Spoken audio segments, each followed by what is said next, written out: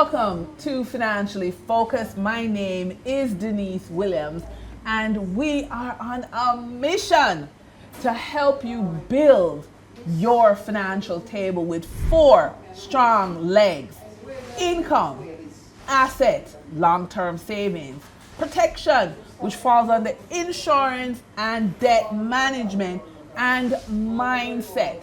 Now, when you have these 4 strong legs, you don't have a wobbly leg. You have a table, a financial table that can withstand anything, including a recession. And to help us look at the income aspect of the 4 strong legs, but particularly your career, is labor market research specialist Dr. Carolyn Hayles. How are you? I'm well, thanks. How are you? I'm fantastic. But I'm curious, are we going into a recession? We don't know. You know that Cardi B, she posted on Twitter or X and asked if we were going in a recession. So if the rappers and the Cardi B's of the world are curious, it may be happening. But your focus, your specialty is your career. Yes. And so here's the big question, how do we recession-proof our career? So now you're going to solve all our problems. Oh, my Lord. Yes. Okay. Well, first of all, you can't wait to be in the recession to recession-proof. Okay. All right. Okay. I accept that. Okay. So you must have had some sort of plan, or you ought to have had a plan. Oh, yeah, awesome. But what if I don't like making plans? Well, then you have a problem, because you're going to have to ride out this recession as best as you can. Okay. So what you need to do is, even now, going into recession without the plan, start planning. So for people who don't like to plan, we have to start planning if you don't like it. We have to start planning, because it's a period of uncertainty. Okay. And we don't know how long it's going to last. Right. So but you have to survive. So the first thing you have to do, again, you have to take stock of yourself. Where are you now? Okay, in terms of your career. Where do you want to go in, like, say, another 5-10 years? And what's the gap? So when you know those things, you're able to say, fine, I can break it down into short, medium, and long-term steps in order to get there. By the time you get to long-term, you're recession-proofed and can meet the next recession. How about that? Oh, all right. So I am a professional. I've been working 20 years. Okay. I'm in this job, and I'm feeling nervous. Okay. You're telling me that I should plan, but I feel nervous. I want to just make sure my job's safe. But you see, you don't have any control over your job. Oh. Because 2 things. 1, you're working for a company. Right. You need to look at the company, evaluate the company, and see what industry is that company in. Is that industry likely to survive this recession? Right, that's the first thing you need to do. So that's your short term. So my company makes typewriters. Oh, well, in that event, I think you got a problem. I have a problem. Okay, yeah. Okay. However, if you can type, yes, that may be a competence that you can use in the digital world. Okay, so typing is good. Typing is good. Okay. And understanding what typewriters did, that's even better. Okay. All right, good. So you have to say, where am I? What skills have I got? And what competencies have I got that can take me through this era? Do I need to do a micro-credential, a short course? Right. That I'll be able to use as a buffer. Oh, so that's a micro-credential is one way to stay valuable to the company in uncertain times. And maybe not even if you're going to ride it out with this company, because you can see that it's on shaky ground, that micro-credential could open another door for you, that you could ride both horses at the same time, in that you're staying in this company as far as long as it exists, but you have created this competence, and you're gaining experience by doing a side hustle or another passive or some passive income, whatever it is, through that competence that you have gained, so that you can easily transition over to something else should this one fail. Well, then that is my next question. So in a recession, should you switch jobs or ride it out where you are? Well, you have to look at your circumstance. If you have children, you can't take chances like that, because you have to make sure that your children are secure. You have to be able to feed them and clothe them and make them comfortable. Right? So you can't take chances like that. However, you have to bear in mind that the company could go under. As I said, it depends on the industry that the company is in and, the likelihood that it can come through. Right. My company makes satellite dishes. Well, they're good. Okay. If you're doing satellite dishes, you But should for be cable. all right. Well, for cable. Well, for cable, but they can switch to something else. You Right. can go telecoms. Right. And because you need, as a backup, for example, with hurricanes in this part of the world, so you the would want to use satellites. Oh, so as a companies that backup. was selling cable television You can sell switch- something, you switch switch to to another oh, product. okay, Yeah. okay, So okay. that's why you see you have to do your research and understand the market, understand what market you're in and what are the trends, and how can you adjust quickly to the next area Okay. of opportunity. Can someone negotiate a raise when the talk everywhere is recession? Well, you could negotiate a raise if your competence is something that can keep the company afloat. So you would have to look at what the company is doing, where there are inefficiencies, Right. where you can suggest that your competencies would be able to pull them through this Yes. by using new techniques Yes. and new approaches. So if you can prove that the skills that you're bringing to the table would add value, to the business, then the recession is not Okay. an issue. So what I've observed in my own observation of the world is that companies tend to want to hold on to the revenue people, and then they let go everybody else. Not necessarily. Okay. Because you see, the revenue people, probably that you mean those that bring in the cash. Yes, right. Okay. But there are others that work behind the scenes to make sure that they can bring in the cash. Right. So the company would have to do an assessment Right. of all of the staff that they have and determine which ones you need to drive the business and which ones you could retrench. You might find that you don't want to retrench anybody because they all have value. It depends on what it is you're doing. Okay. So, all right. Looking. And what are your long-term plans for the company? Right. Do you plan to grow it in a particular way? Right. In which case, do these skill sets that I have here take me where I want to go, or do I need to reskill those people or get new people? All right. So, look into your crystal ball and say, what are the key skills professionals, particularly mid-career professionals, so they like to let go the people over 50 faster than the people under 20 that are over 20. But what for the mid-career professionals, what key skills should they develop to remain competitive in a shrinking job market, which is very characteristic of a recession? What Well, does your crystal ball say? My crystal ball looks empty at the moment. But anyway, I would suggest that there's a skill that they keep asking for everybody, something called adaptability and learning. It's your mindset. Okay. Your age doesn't have much to do with it. It's the way you're going to approach the market and the way you're going to approach things. Yes. So you have to be adaptable. Yes. Because remember, experience has a lot, going for it. Because a lot of young people are coming out with the current information Right. from higher education, but they Right. don't have the experience. Right. And that's why you see a lot of them making mistakes. They think they know, but there's some unwritten rules that you can only learn from experienced people. So they could become mentors within the company to train the set coming up, to help them to be able to understand how to read the market and how to read the landscape. Because then most things are not written. Okay, most things in the textbook. Another thing that people don't realize, that what you learn in university, the textbook stuff, those are the theories. It's not You're practical. expected to take that and bring it to the workplace and apply it. It's not static. It's your Right. application of that knowledge that makes you valuable. Right. So you're valuable based on what you On do. your application with the knowledge that you have. Right. So what if I come to the office and I sit down and say, they're not paying me enough and I can't bother? Well, they're going to fire you eventually because you're not producing. You're paid for your skills and for your competence. But I'm underpaid, Doc. That's in your mind. You're underpaid. But remember, go back to the point.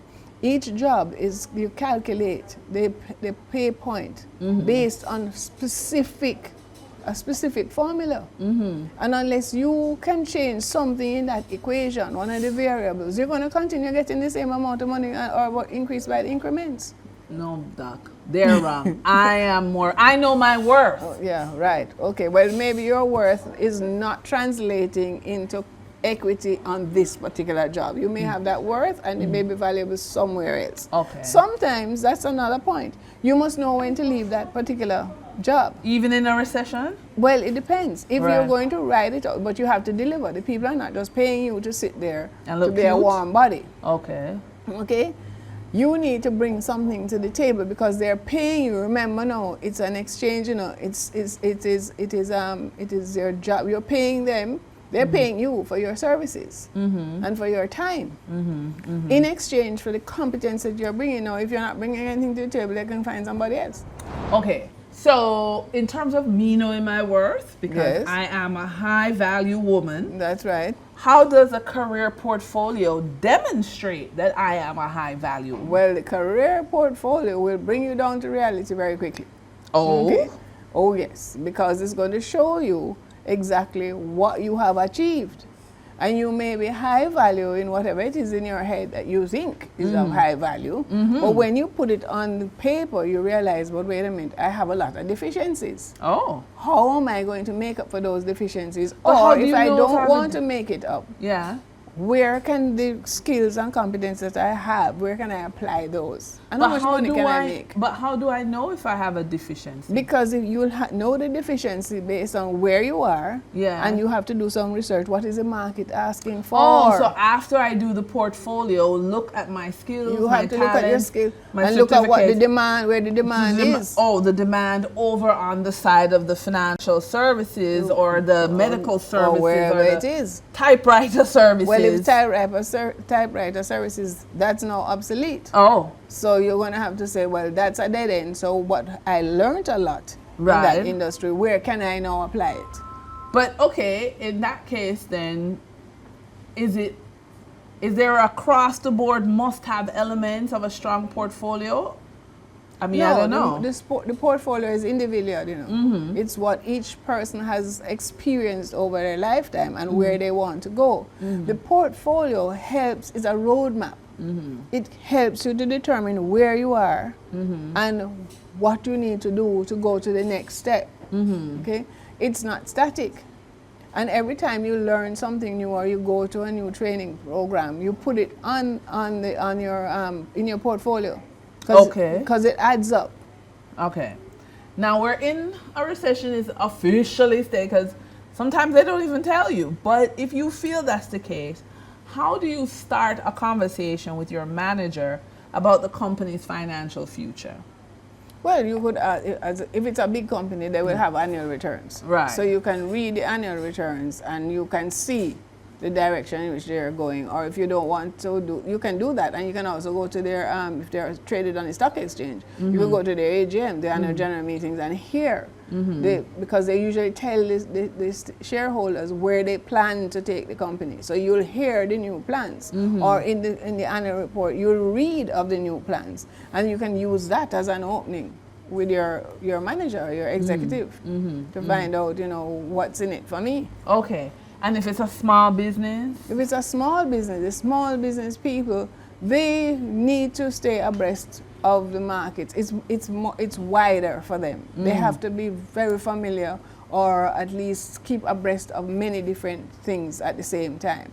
So you can point out to that small business owner the value that you bring to the table in terms of the skills that you have and your own decisions where you want to go and how that fits with what they want to do, or ask them, you know, where are you going to go take this business in another 5 years? Where do I fit? Do you see a future for me here, or you think that my skills are no longer relevant and how can I be of assistance, or is it the point that we need to part? Now look in your crystal ball again. What industries or roles tend to be recession or more recession resistant, and how can you, so it's a two-part, what's more recession resistant and how can you pivot towards such a career? Well, recession resistant would be things that call on your survival. You know, day-to-day food, housing, in terms of rentals, because you probably, if you don't own a house now, you probably won't be buying one at this point in time. You'd have to wait.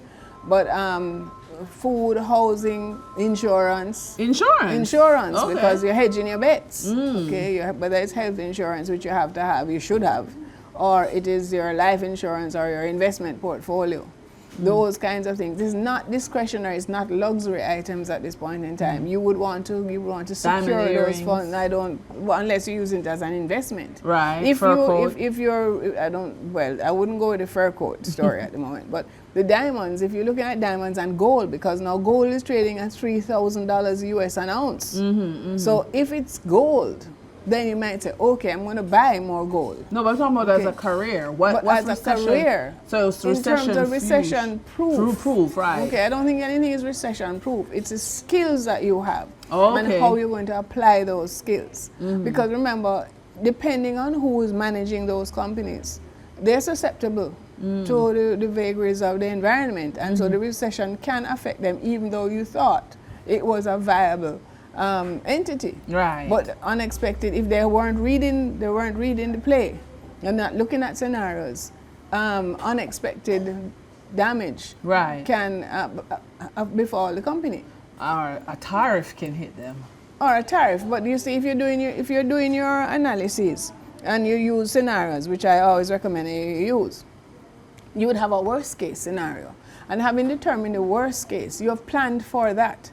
So if you see it happening, you've already thought about it. It's not going to catch you off guard because you have thought through what you're going to do in case this bad thing happens. So that's a recession proof, even with your own life. What is the worst thing that could happen and how am I going to get out of it? So you plan for it.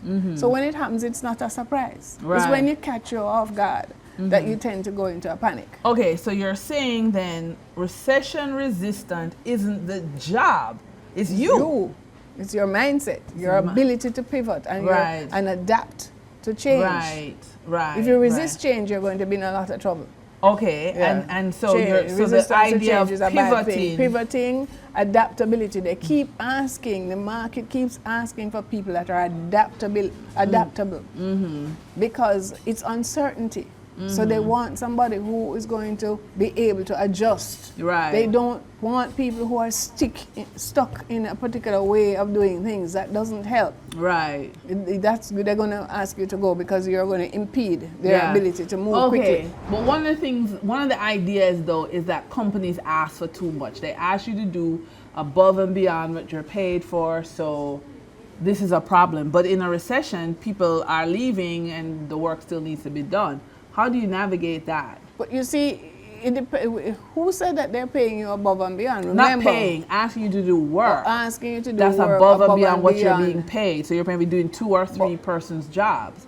How do you cope with that? No, the jobs are not determined by persons. They're determined by job duties and tasks. And you're taking on somebody else's task. Were those tasks on your job description? Because what may have happened is that the one task may have been split into several components because the company felt that they could accommodate, more people, it will be more efficient. But now that they have to contract, it's the same task, but they're just bringing it back. So you have to review your job description. So you have to look at the job description and look to see are the tasks, am I being asked to perform tasks that are not on my job description? So you have to review that way. And that's how you kind of protect yourself from the creeping more work that's not yours. Well, you feel it's not yours, but like I say, if you understood the job description, you know whether it's yours or it's not. And if you know whether it's a task that was broken out